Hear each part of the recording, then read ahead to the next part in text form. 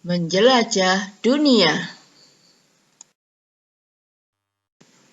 Bismillahirrahmanirrahim. Assalamualaikum warahmatullahi wabarakatuh.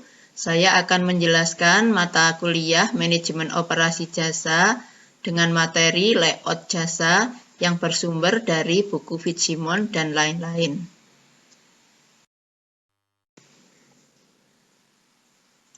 Definisi dan tujuan layout. Layout jasa adalah penataan fasilitas yang berupa peralatan dan aksesoris yang dipergunakan perusahaan dalam melayani konsumen. Tujuan layout jasa adalah memperlancar proses layanan, mengurangi waktu tunggu, dan menciptakan suasana yang nyaman bagi konsumen dan pekerja. Layout yang menarik akan memberikan kesan yang baik yang akan menjadi pengalaman tak terlupakan oleh konsumen dan pekerja. Menciptakan pengalaman merupakan tugas perusahaan jasa dalam membangun kepuasan dan loyalitas konsumen. Dalam layout jasa terdapat istilah servicescape atau lingkungan jasa. Lingkungan jasa merupakan perpaduan fasilitas fisik dan non-fisik dalam jasa. Pemilihan jenis layanan terkait dengan servicescapes dapat berupa pemberdayaan konsumen atau swalayan di mana konsumen melakukan kegiatan secara mandiri, kemudian interaktif yaitu terjadi interaksi antara konsumen dan pekerja, dan yang ketiga adalah pemberdayaan tenaga kerja saja atau yang disebut dengan remote. Pemilihan jenis layanan ini disesuaikan dengan kebutuhan masing-masing perusahaan jasa.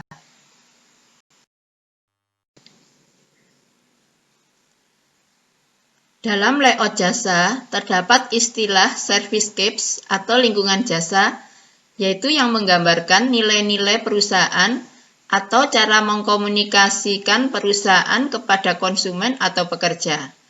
Contoh servicescape pada kantor.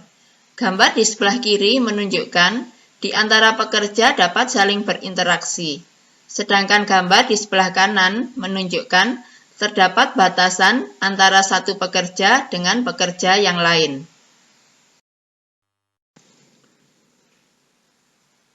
Kerangka kerja jasa.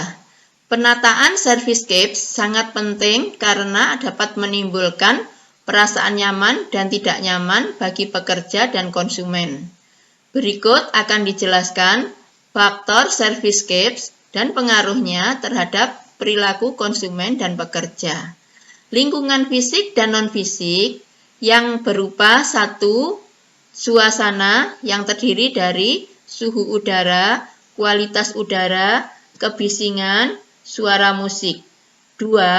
Ruangan yang terdiri dari penataan, perlengkapan, dan furniture. 3. Tanda, simbol, dan artefak yang terdiri dari rambu, karya seni, dan gaya dekorasi. Faktor lingkungan fisik dan non-fisik tersebut akan diterima oleh pekerja dan pelanggan melalui satu, kognitif, yang akan menimbulkan kepercayaan, pengkategorian, pengartian simbol. 2. Emosional, akan menimbulkan suasana hati dan sikap. 3. Psikologi, yang akan menimbulkan rasa kecewa, nyaman, tidak nyaman, dan cocok.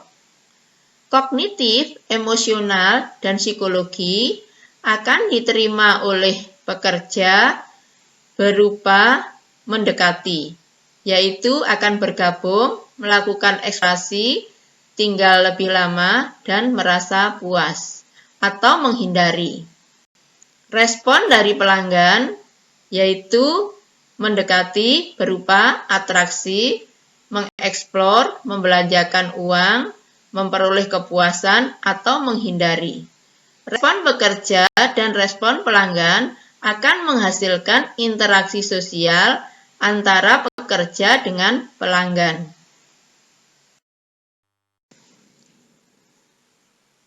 Desain fasilitas jasa.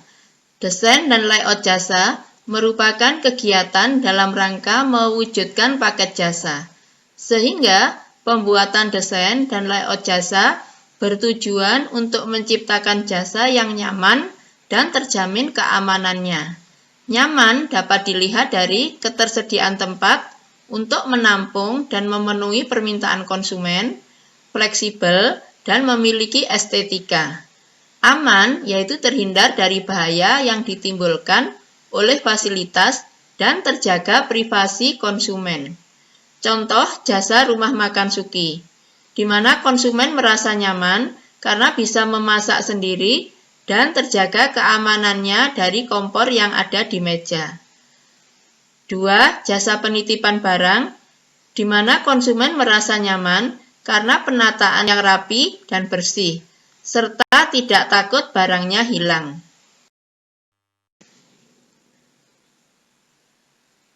Analisis proses. Terdapat 5 cara untuk menganalisis proses jasa. 1. Jenis proses. 2. Flowcharting. 3. Gantt chart. 4. Keseimbangan aliran. 5. Hubungan kedekatan. Masing-masing cara untuk menganalisis proses jasa akan dijelaskan berikut ini. Jenis proses jasa. Terdapat 3 jenis proses produksi jasa, yaitu jasa profesional, jasa perdagangan, dan jasa massal atau masyarakat. Jasa profesional adalah jasa yang hanya dipergunakan oleh orang-orang tertentu, misalnya jasa konsultan. Yang kedua, jasa perdagangan. Jasa perdagangan merupakan jasa distributor. Dan yang ketiga adalah jasa massal atau jasa masyarakat, yaitu jasa yang digunakan secara umum oleh seluruh masyarakat yang ada.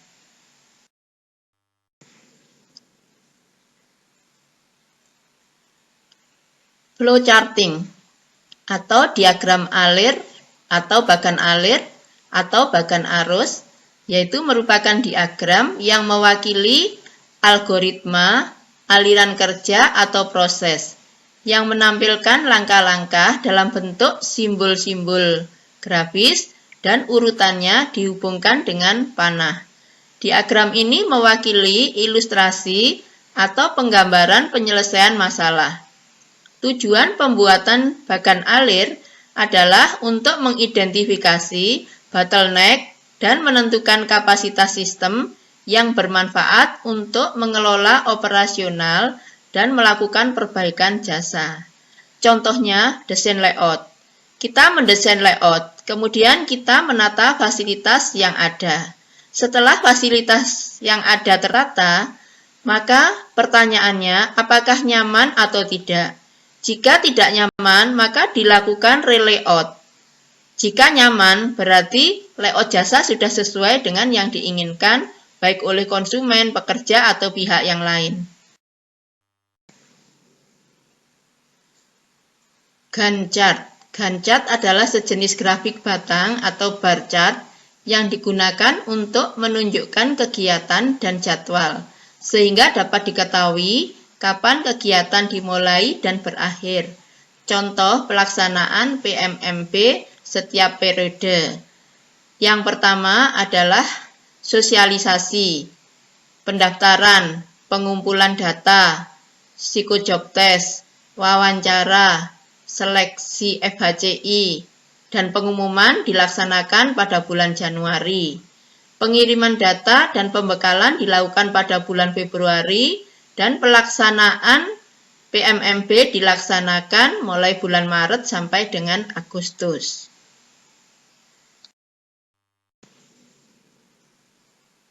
Keseimbangan aliran. Untuk mengetahui keseimbangan aliran di dalam layanan jasa, harus diketahui terlebih dahulu 1. Throughput atau waktu proses atau waktu layanan. 2. Kapasitas, yaitu sama dengan 1 jam atau 60 menit dibagi dengan throughput. 3. Waktu siklus, yaitu sama dengan waktu proses ditambah waktu tunggu. Keempat, siklus layanan, sama dengan 1 jam atau 60 menit dibagi dengan waktu siklus. Yang kelima, utilitas pekerja, sama dengan total konsumen yang terlayani dibagi dengan kapasitas dikalikan total pekerja. Sebagai contoh, Trokpot atau layanan selama 10 menit. Waktu tunggu sama dengan 5 menit. Maka dapat dihitung kapasitas, yaitu sama dengan 60 menit dibagi 10 menit, sama dengan 6 konsumen per jam yang dapat dilayani. Waktu siklus 10 tambah 5 sama dengan 15 menit. Siklus layanan sama dengan 60 dibagi 15 sama dengan 4. Jika dalam 60 menit dengan 4 pekerja dapat melayani sebanyak 4, 5, 6, dan 4 konsumen, maka utilitas pekerja sama dengan 4 ditambah 5 ditambah 6 ditambah 4 dibagi 6 kali 4. Hasilnya adalah 0,79 atau 79%. Artinya, waktu yang digunakan oleh pekerja di dalam melayani pelanggan sebesar 79%.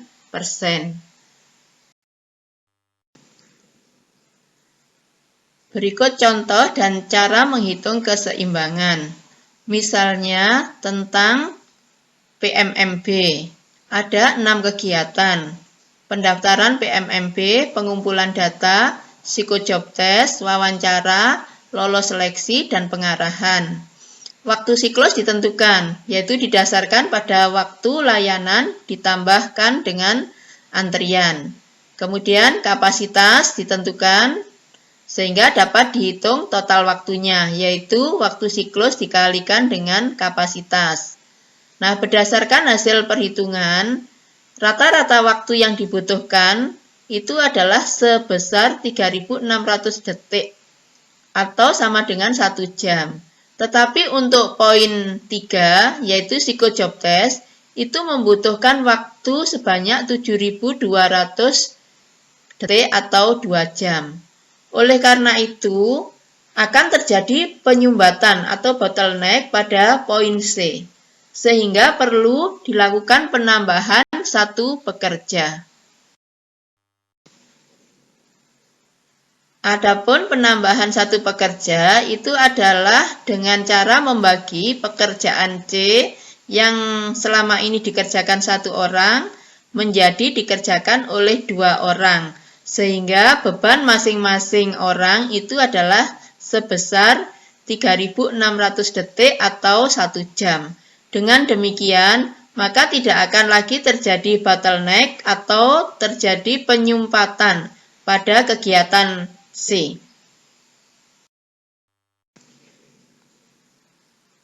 Keseimbangan juga bisa dilihat dari aliran.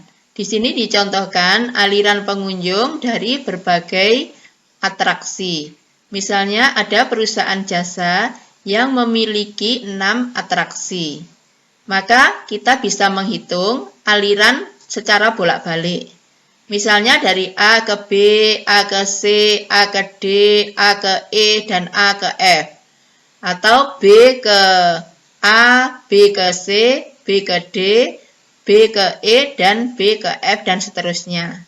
Nah, sebagai contoh, aliran dari A ke B, di situ ada 20 pengunjung. Dan aliran dari B ke A, ada 10 pengunjung.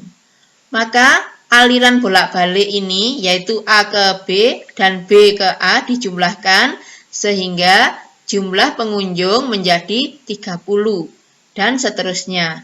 Nah, tabel di sebelah kiri diperbaiki di tabel sebelah kanan. Keseimbangan juga bisa dianalisis dari tata letak, yaitu dengan melakukan trial and error atau coba-coba.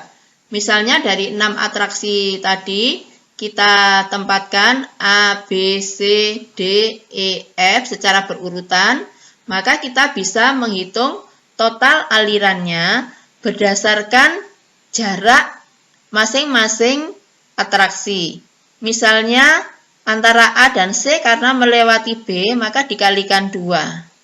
Jadi semua atraksi, dari satu atraksi ke atraksi yang lain, apabila melewati atraksi yang lain, maka harus dikalikan 2. Nah, trial and error yang pertama menghasilkan total 144. Kemudian diperbaiki dengan trial yang kedua. Hasilnya adalah 98. Trial ketiga hasilnya adalah 104 dan trial yang keempat hasilnya adalah 78.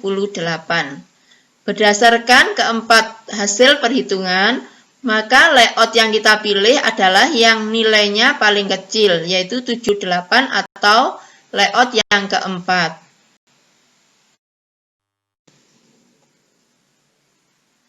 Cara membuat layout bisa juga digunakan hubungan kedekatan dengan menggunakan 4 kategori, yaitu A. Absolutely atau mutlak didekatkan, I. Important, penting didekatkan, O. Ordinary, biasa saja, dan U. Unimportant, tidak boleh didekatkan. Sebagai contoh, kita akan melayout dapur. Ada beberapa yang harus kita pertimbangkan, yaitu di dalam dapur ada kompor, kulkas, tempat cuci piring, rak piring, meja memotong sayur, meja makan, keranjang sampah, lemari bumbu, bahan masakan. Kemudian kita menghubungkan tempat-tempat tersebut dengan menggunakan hubungan kedekatan. Misalnya, antara kulkas dan kompor, di situ ditulis notasi U atau unimportant. Berarti kompor tidak boleh didekatkan dengan kulkas. Sementara kompor itu dengan meja pemotong sayur diberikan notasi A atau absolutely. Berarti meja pemotong sayur itu mutlak didekatkan dengan kompor. Dan seterusnya.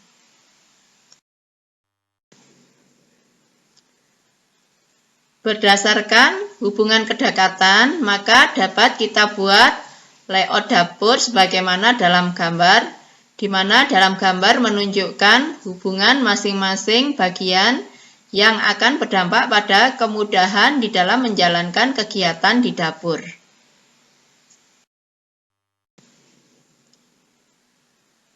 Evaluasi layout.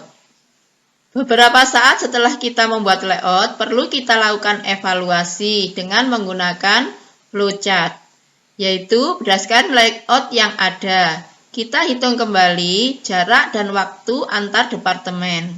Kemudian kita lihat apakah terdapat bottleneck atau tidak.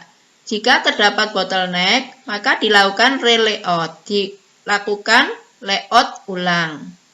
Nah, jika tidak terjadi bottleneck, maka kita mempertahankan layout yang ada. Demikian penjelasan tentang layout jasa. Mudah-mudahan bermanfaat. Wassalamualaikum warahmatullahi wabarakatuh.